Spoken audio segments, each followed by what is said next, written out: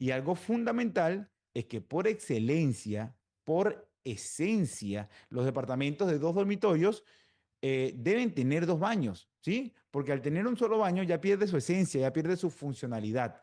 Y otro punto importantísimo es que en algunas ocasiones, cuando vas a comprar el apartamento de dos dormitorios con un baño, te lo venden exactamente al mismo precio que tiene el departamento de dos dormitorios con dos baños. Entonces, yo me pregunto, y vos también te preguntarás, ¿qué sentido tiene si vas a pagar lo mismo? Vamos a suponer que tengan los mismos metros cuadrados, los departamentos, y te lo van a vender exactamente al mismo precio. ¿Qué sentido tiene comprar el que tiene un baño menos si te lo están vendiendo al mismo precio? No tiene ningún sentido.